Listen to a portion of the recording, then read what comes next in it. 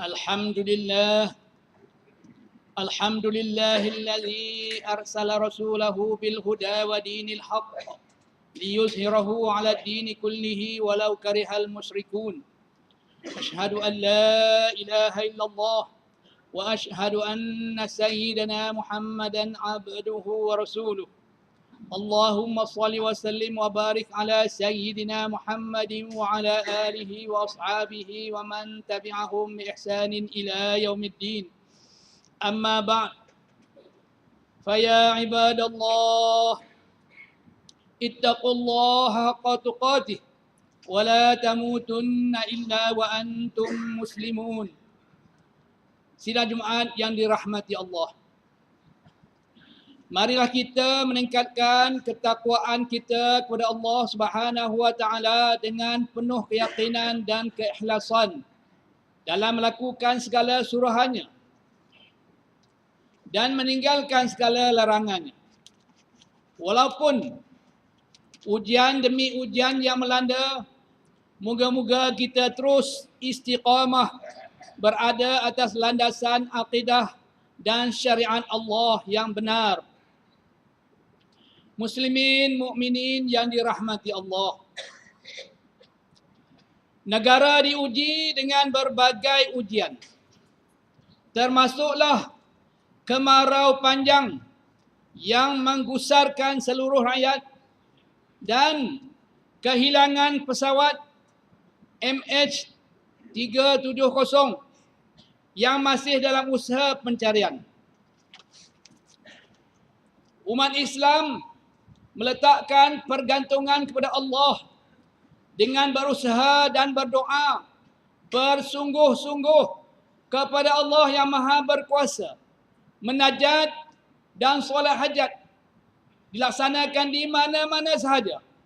Namun, di celah kesungguhan tersebut, kita dikejutkan dengan perbuatan perbunuhan yang jelas, bercanggah dengan syariat dan amat memalukan negara di mata dunia. Rata-rata umat Islam, malah yang bukan Islam, tidak bersetuju, malahan merasa jelik dan malu atas perbuatan tersebut. Walau bagaimanapun, masih terdapat segelintir umat Islam yang masih percaya dan bergantung harap dengan kaedah perbumahan ini. Mungkinkah secara tidak langsung Allah Subhanahu wa taala sedang menunjukkan kepada dunia bahawa Nusantara, Malaysia khasnya, masih begitu banyak amalan khurafat ini. Sidang Jumaat yang dirahmati Allah, perbunuhan ini kebiasaannya dikaitkan dengan aktiviti rawatan akibah sakit. Islam telah mengasaskan kaedah perubatan yang dibahagikan kepada 3 cara. Pertama, melalui ubat-ubatan fizikal. Kedua, melalui ubat-ubatan metafizikal. Dan yang ketiga, melalui gabungan kedua-dua unsur, fizikal dan metafizikal. Ubat-ubatan fizikal ialah perubatan moden yang digunakan ubat, pembedahan, peralatan maupun penawar seperti madu, air zam-zam. Manakala ubat-ubatan metafizikal pula ialah bacaan-bacaan ayat suci Al-Quranul Karim, doa, zikir dan ruqyah atau jampi yang dibenarkan syarak. Allah Subhanahu wa taala berfirman dalam surah Al-Isra ayat 82. A'udzu billahi minasyaitonir rajim. Wa nunazzilu minal Qur'ani ma huwa shifaa'un wa rahmatun lil mu'minin wa la yazidul zalimina illa khasara. Dan kami turunkan dengan beransur-ansur dari Al-Quran ayat-ayat suci yang menjadi ubat, penawar dan rahmat bagi orang-orang yang beriman kepadanya. Dan sebaliknya, Al-Quran tidak menambahkan orang-orang yang zalim disebabkan keingkaran mereka, melainkan kerugian juga. Al-Quranul Karim menjadi ubat penawar dan rahmat bagi orang-orang yang beriman kepadanya, kerana merekalah sahaja yang percaya kepadanya dan mematuhi ajaran-ajarannya.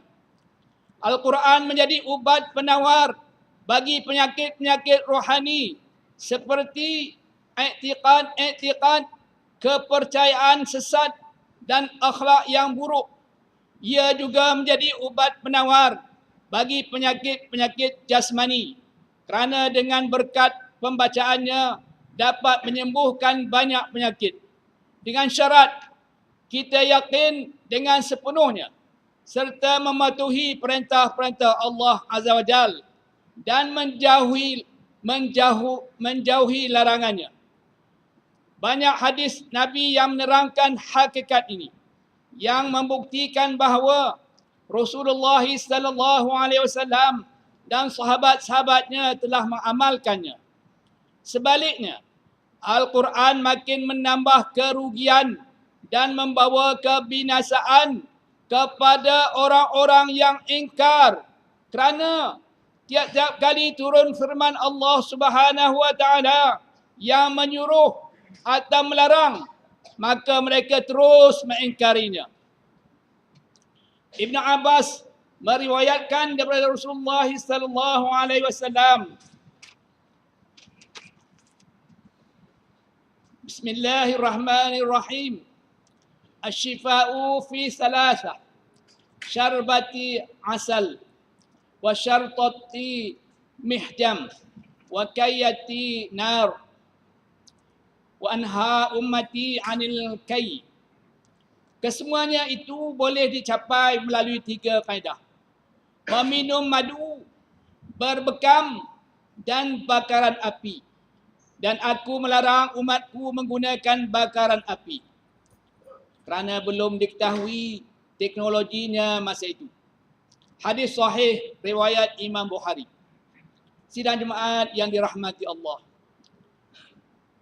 sejajar dengan perkembangan Islam yang semakin meningkat, umat Islam semakin menjauhi bumuh dan mula mencari perubatan yang mematuhi surahan syarak. Namun, kekeliruan sering terjadi akibat penampilan dan penggunaan ayat-ayat Al-Quran oleh bomoh-bomoh bagi menunjukkan mereka juga menggunakan kaedah Islam. Bomoh juga sudah mula selesa dipanggil ustaz, walaupun hakikatnya masih menggunakan kaedah yang berlawanan dengan syarak.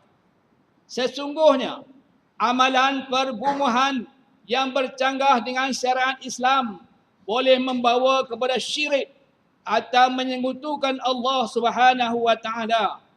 Ia adalah satu dosa yang amat besar yang tidak diampuni, sebagaimana firman Allah Subhanahu wa taala dalam surah An-Nisa ayat 116. A'udzu billahi minasyaitonir rajim. Innallaha la yaghfiru an yushraka bihi wa yaghfiru ma duna dzalika liman yasha wa man yusyrik billahi faqad dhalla dhalalan ba'ida. Sesungguhnya Allah tidak akan mengampunkan dosa-dosa orang yang mempersekutukannya dengan sesuatu apa jua, dan akan mengampunkan yang lain daripada kesalahannya syirik itu bagi siapa yang dikehendakinya menurut peraturan hukum-hukumnya. Dan sesiapa yang mempersekutukan Allah dengan sesuatu apa jua, maka sesungguhnya ia telah sesat dengan kesesatan yang sejauh-jauhnya. Sidang jemaat sekalian, bagi mengelakkan kekeliruan tersebut, Jabatan Agama Islam Perak telah pun mengeluarkan garis panduan yang lengkap menjelaskan ciri-ciri rawatan perawat, kaedah rawatan yang dibenarkan syarak. Antara yang boleh dijadikan panduan ringkas adalah pertama, perawat. Perawat mestilah beragama Islam dan sempurna akal. Kedua, perawat hendaklah mempunyai akhlak yang mulia sesuai dengan ajaran Islam seperti amanah, bersih dan warak. Ketiga, perawat hendaklah menyebut segala pergantungan hanya kepada Allah, bukan selainnya. Keempat, perawat menjaga batasan, sentuhan dan pergaulan sesuai dengan kehendak syariah.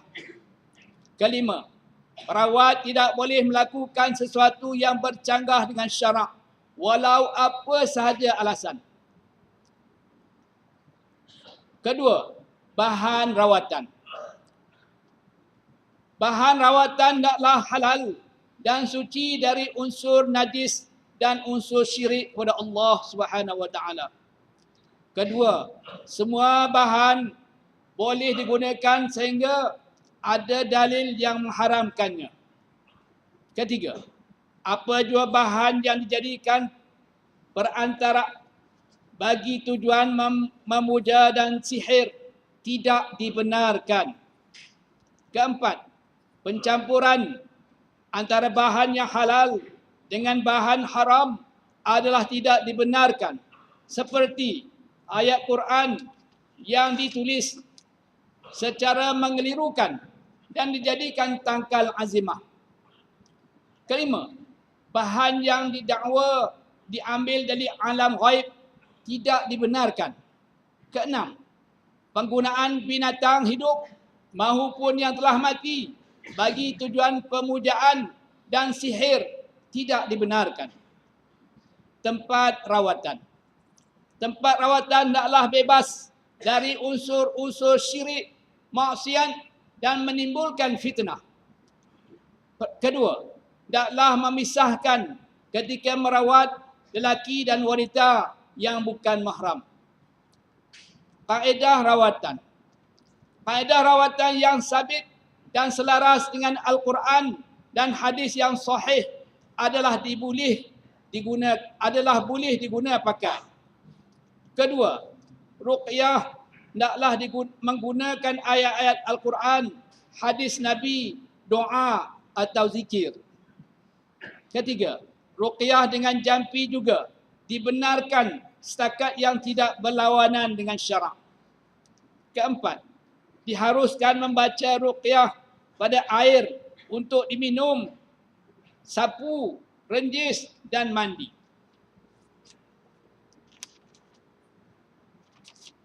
Kelima, tidak dibenarkan menggunakan atau meminta pertolongan dari syaitan dan jin dengan melakukan perbuatan menurun dan menyemah. Keenam, tidak dibenarkan melakukan bedah batil. Ketujuh, tidak dibenarkan melakukan sebarang kaedah yang meragukan dan menghina kesucian Islam serta menghina agama-agama lain. Kelapan, tidak dibenarkan menggunakan Al-Quran secara tidak wajar dan menyalahgunakan ayat Al-Quran dalam perawatan. Kesembilan, tidak dibenarkan menggunakan kaedah terik dan ramalan. Sidang jemaat yang dirahmati Allah. Perbumuhan adalah cara yang mudah untuk menyesatkan manusia dan mudah mempengaruhi golongan yang sangat fanatik sehingga tidak perlu lagi perubatan moden. Walhal perbuatan mengetepikan semua ubatan fizikal adalah bercanggah dengan ajaran Islam.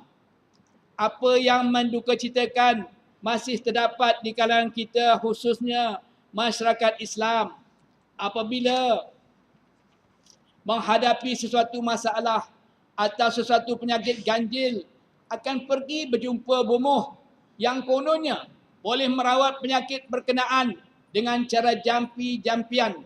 Amalan perbumahan dianggap dapat membantu menyelesaikan pelbagai masalah kehidupan seperti merawat penyakit, mendapatkan barang hilang, inginkan pangkat dan kedudukan, digeruni dan nampak hebat, nampak cantik, ilmu menunduk isteri atau suami, ilmu pendinding, ilmu kebal, ilmu pembenci, ilmu pengasih untuk mencari jodoh, mendapatkan nombor bertuah dan bermacam-macam lagi.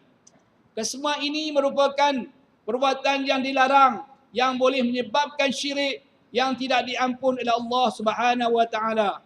Sabda Rasulullah sallallahu alaihi wasallam, Bismillahirrahmanirrahim. Man ata kahinan aw sahiran wa saddaqahu bima yaqulu faqad kafara bima unzila ala Muhammadin sallallahu alaihi wasallam. Barang siapa mendatangi tukang telik atau ahli sihir dan mempercayai kata-katanya, maka sesungguhnya dia telah kufur dengan apa yang diturunkan kepada Nabi Muhammad sallallahu alaihi wasallam. Riwayat Al-Bazzar.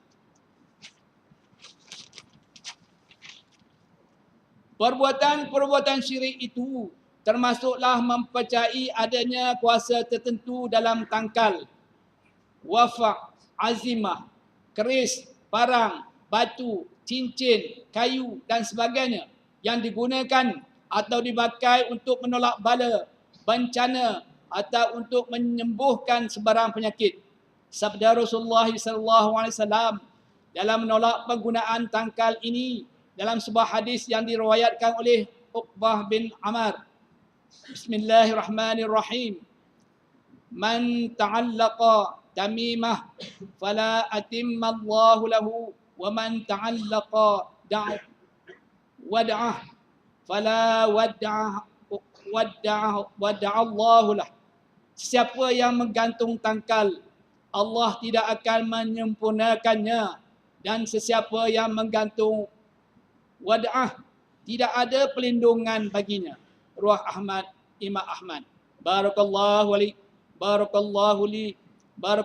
wa lakum fil Qur'anil azim wa nafa'ani wa iyyakum bima fihi minal ayati wadh-dhikril hakim. وتقبل مني ومنكم تلاوته إنه هو السميع العليم. أقول قولي هذا واستغفر الله العظيم لي ولكم ولسائر المسلمين والمسلمات والمؤمنين والمؤمنات الأحياء منهم والأموات فاستغفروه فيا فوز المستغفرين ويا نجاة التائبين.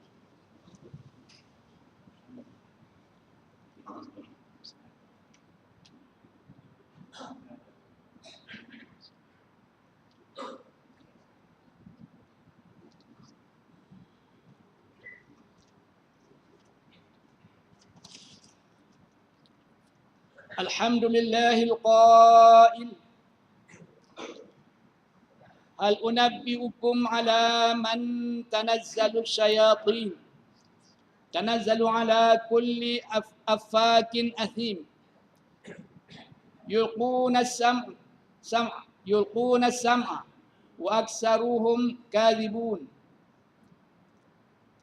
Mahukah aku habarkan kepada kamu kepada siapakah syaitan-syaitan itu selalu turun?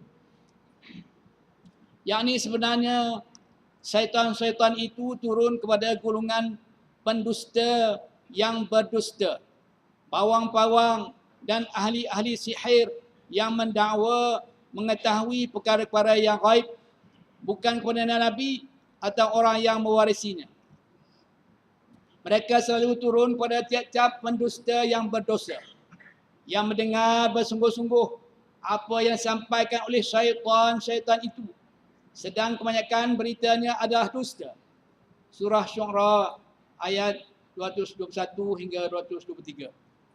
Asyhadu an la ilaha illallah wahdahu la syarika lah wa asyhadu anna Muhammadan abduhu wa rasuluh. Allahumma salli wa sallim ala sayyidina Muhammadin wa ala alihi wa sahbihi ajma'in. Faya ibadallah ittaqullah usikum wa iyaya bitaqwallah faqad fazal muttaqun. Sidang Jumaat yang dirahmati Allah. Terdapat juga dakwaan bahawa tubuh bumuh itu boleh dimasuki oleh malaikat, roh orang yang mati dan orang bunian ketika menjalankan perubatan. Apa yang berlaku sebenarnya, jin dan syaitanlah yang masuk ke dalam tubuhnya. Jin dan syaitan inilah yang menyampaikan maklumat kepada bumuh tersebut untuk menyatakan perkara-perkara ghaib, sama ada perkara yang akan berlaku atau perkara yang telah berlaku. Semua ini adalah dusta semata-mata yang bertujuan untuk mengadu domba dan memecah belahkan masyarakat. Perkara yang paling utama di dalam kehidupan beragama adalah menjaga akidah.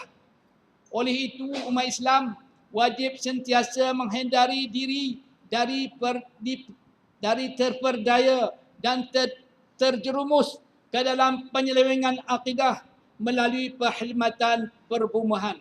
Di antara usaha yang berkesan yang dianjurkan di dalam Islam ketika sakit ialah mendapatkan rawatan daripada doktor atau perawat yang bertepatan dengan ajaran Islam. Di samping memperbanyakkan doa dan zikir serta beristighfar kepada Allah Subhanahu wa taala. Oleh itu, sama-samalah kita berdoa semoga kita sentiasa terpelihara daripada apa jua anasir-anasir yang boleh menyelewengkan akidah kita, dan semoga kita sentiasa mendapat rahmat dan hidayah daripada Allah Subhanahu wa taala. Amin ya rabbal alamin. Allahumma ighfir lil muslimin wal muslimat wal mu'minin wal mu'minat